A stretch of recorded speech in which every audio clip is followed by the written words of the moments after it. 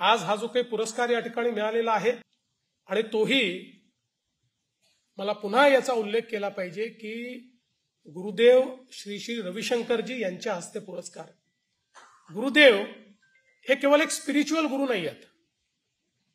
तर स्पिरिच्युअलिटी सोबत ते सन्मार्ग दाखवणारे आहेत,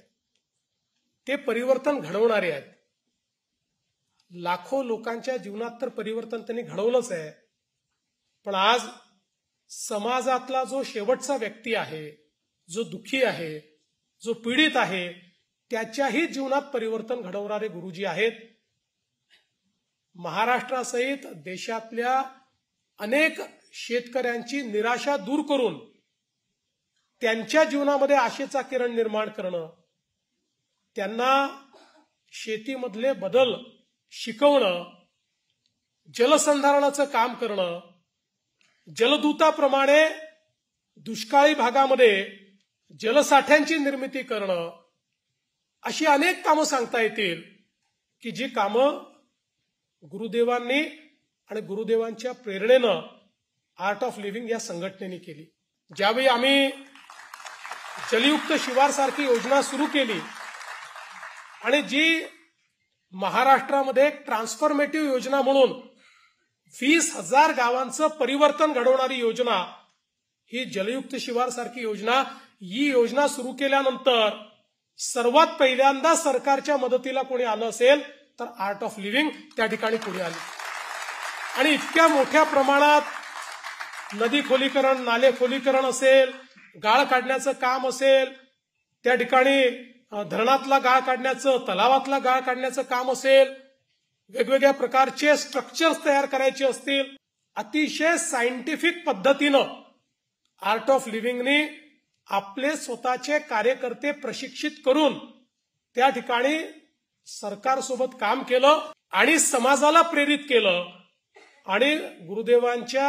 आशीर्वादामुळे आणि त्यांच्या प्रेरणेमुळे हजारो लोक हे आपल्याला त्या ठिकाणी रोज सकाळी श्रमदान करताना दिसले आणि आपण आपल्या जीवनात परिवर्तन घडवू शकतो हे आर्ट ऑफ लिव्हिंगने अनेक गावातल्या लोकांना शिकवलं। जलसंधारण झालं, मग पीक पद्धती झाली, मग त्याच्यामध्ये प्रयोग झाले, मग सेंद्रिय आपल्याला पीक पद्धती कशी करता येईल याचा विचार झाला, गोवंशाचा विचार झाला।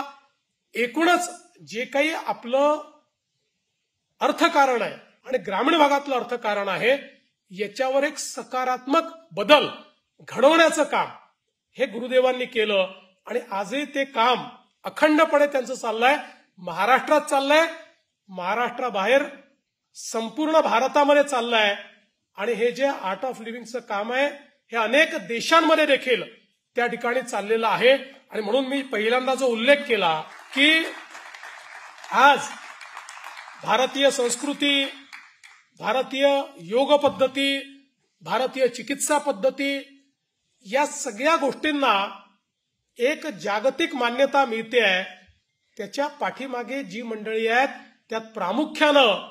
गुरुदेवांचं नाव आपल्याला घेता येईल की ज्यांनी आपल्या भारतीय संस्कृतीला, योग पद्धतीला, चिकित्सा पद्धतीला जगामध्ये मान्यता मिळवून दिली। आणि मला आजही आठवतं की त्यांनी दिल्लीमध्ये जे ग्लोबल हार्मनीचं एक संमेलन घेतलं होतं,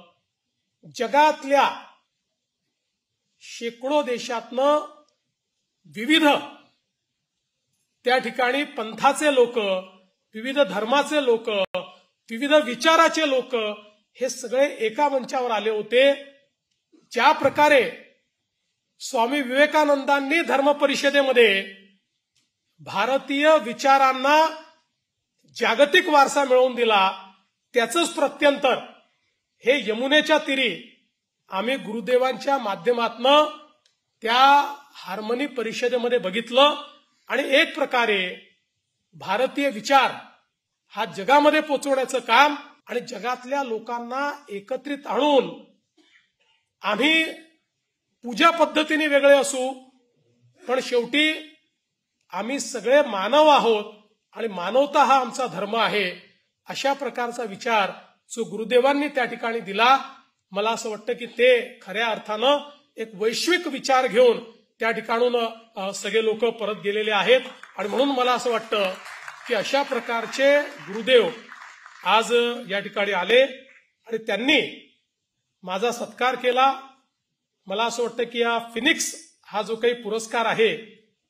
या पुरस्काराचाही सन्मान वाढला आणि माझाही सन्मान वाढला. त्याबद्दल मी मराठी पत्रकार संघाचा अतिशय मनापासून आभार मानतो. आणि पुन्हा एकदा मराठी पत्रकार संघाला आणि त्यांच्या माध्यमातून महाराष्ट्राच्या समस्त जनतेला आश्वस्त करू इच्छितो की मगाशीच असं सांगितलं की हे पद नाही, ही जबाबदारी आहे. ही जबाबदारी प्रामाणिकपणे आणि पूर्ण क्षमतेनं या ठिकाणी पार पाडत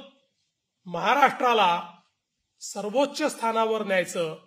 हा जो आपला प्रयत्न आहे, तो प्रयत्न सातत्याने मी करतच राहीन. आणि या प्रयत्नामध्ये हा जो काही फिनिक्स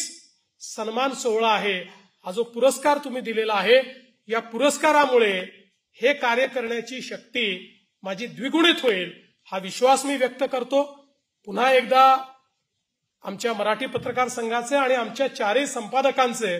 अतिशय मनापासून आभार मानतो, गुरुदेवांचे आभार मानतो.